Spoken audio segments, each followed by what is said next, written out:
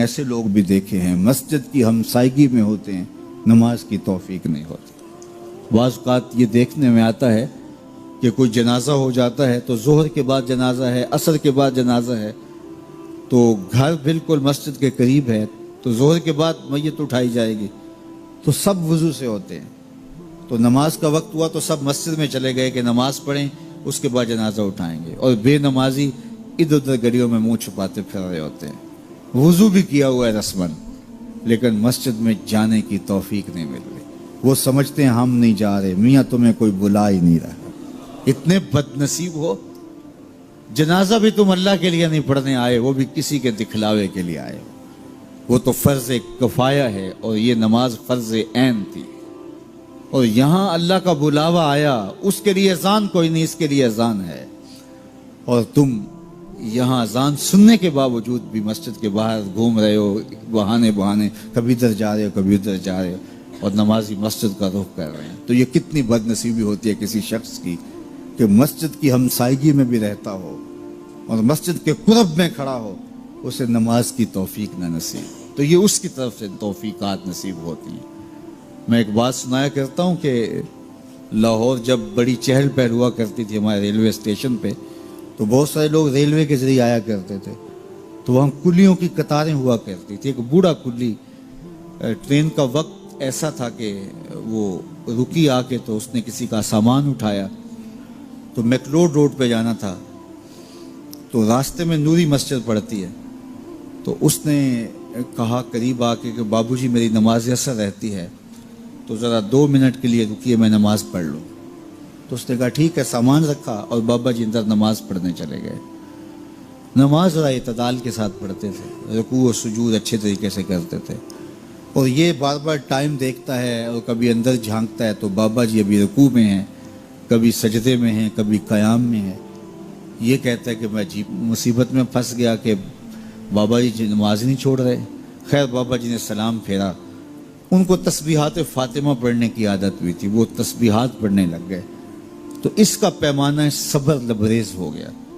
وہ جہاں جوتے اتارتے تو وہاں جا کے اندر جھانک کے کہتا بابا آ بھی جا، تینوں کیڑی شے باہر نہیں آن دیندی۔ تو بابے نے یوں پلٹ کے دیکھا اور مسکرا کے کہا پتر جڑی شے تینوں اندر نہیں آن دیندی۔ وہ نہ بلائے تو بندہ قرب میں بھی کھڑا ہو تو اندر نہیں جا سکتا۔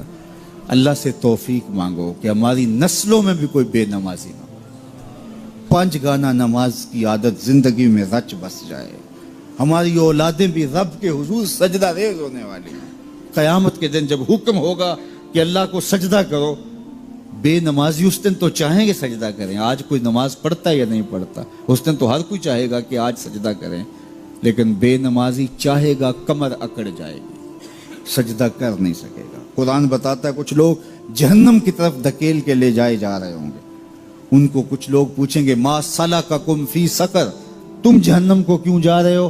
تو وہ کہیں گے لم نک من المصلی، ہم نماز نہیں پڑھا کرتے تھے۔ تو 5 گانا نماز یہ زندگی میں شامل کر لو، کبھی بھی نماز قضا نہ ہونے پائے۔ قیامت کے دن بے نمازی کو اللہ دشمنان خدا کی صف میں کھڑا کر دے گا، جہاں نمرود کھڑا ہوگا، جہاں فرعون کھڑا ہوگا، جہاں حامان کھڑا ہوگا، جہاں قارون کھڑا ہوگا، جہاں دشمنان خدا کھڑے ہوں گے، بے نمازی بھی اس صف میں کھڑا کر دیا جائے گا۔ مجھے بتائیے ہم میں سے کوئی بھی یہ گوارہ کرتا ہے کہ حشر کے دن دشمنان خدا کی صف میں کھڑے کر دیے جائیں؟ یا کوئی خاتون یہ گوارہ کرتی ہے کہ رسول اللہ صلی اللہ علیہ وآلہ وسلم کی راہوں میں کانٹے بچھانے والی ام جمیل کے ساتھ کھڑی کر دی جائے؟ تو جب ہم یہ گوارہ نہیں کرتے، نہ ہماری مائیں بہنیں بیٹیاں گوارہ کرتی ہیں، تو پھر نماز کبھی ترک نہ کیجیے، نماز کو شعار زندگی بنا لیے۔ ایک شخص تھا مدینۃ المنورہ میں، ایک عورت سے اس کی بات ہوئی، تو اس نے کہا کہ تم میرے سے نکاح کر لو۔ اس خاتون نے کہا کہ میں تمہارے سے نکاح کر لیتی ہوں، لیکن میری شرط یہ ہے کہ میں وہاں مکے آپ کے ساتھ نہیں جا سکتی، آپ مکۃ المکرمہ چھوڑ کے یہاں مدینہ شریف آ جائیں تو میں آپ کے ساتھ نکاح کرنے کے لیے آمادہ ہوں۔ اس نے اس بات میں آر محسوس کی کہ میں اپنا شہر چھوڑوں، ایک عورت کے لیے لوگ کہیں گے کہ عورت کے لیے جو ہے شہر چھوڑ کے چلا گیا، لیکن اس کا جی چاہتا تھا کہ میرا اس سے نکاح ہو جائے۔ خیر جب ہجرت کا سلسلہ چلا تو اس نے کہا یہ تو بہت اچھا ہوا، تو وہ بھی ہجرت اصحاب کے ساتھ کر کے مدینہ المنورہ پہنچا، اور وہاں اس عورت کے ساتھ جس کا نام قیس تھا اس نے نکاح کر لیا۔ تو آپ وہ حدیث سنتے ہیں، حضور نے یہ تب فرمایا تھا انما الاعمال بالنیات انما لکل امرئ ما نوی فمن كانت ہجرته للدنیا یصیبها او لامرأة ينکحها فہجرته الى ما ہاجر الیہ۔ فرمایا کہ اعمال کا دار و مدار نیتوں پہ ہے، جس نے اللہ اس کے رسول کے لیے ہجرت کی اس کی ہجرت اللہ اور اس کے رسول کے لیے ہے، جس نے دنیا کے لیے کی اس کی ہجرت دنیا کے لیے، جس نے کسی عورت کے لیے ہجرت کی وہ اس سے نکاح کر لے گا۔ تو اس سے مراد وہ شخص تھا، تو اس نے نکاح کر لیا، اور صحابہ سے چھیڑتے تھے، مہاجر قیس کہہ کے پکارتے تھے۔ تو اب اس نے ہجرت بھی کی، لیکن اس کی نیت میں یہ تھا کہ چلو میں اس سے نکاح بھی کر لوں گا۔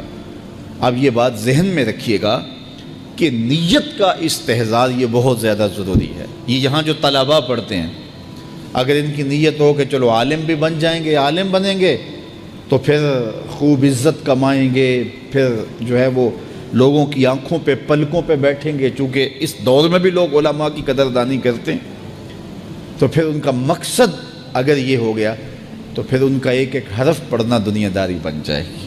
اور اگر مقصد یہ ہے کہ میں پڑھوں، سیکھوں اور اس سے اپنے عمل سنواروں، اور اللہ اگر مجھے توفیق دے دے تو میں وہ خیر کی باتیں اوروں تک بھی پہنچاؤں تو کہ اللہ کے رسول کی امت سنور جائے اور بھٹکی ہوئی انسانیت راہ ہدایت پہ آ جائے۔ تو یہ نیت میں اگر شامل کر لیا تو باقی روٹی پانی تو بند نہیں ہوگا، عزتیں بھی نصیب ہوں گی، لیکن مقصود ان چیزوں کا نہیں ہے۔ مقصود اللہ اور اس کے رسول کی رضا کو حاصل کرنا ہے۔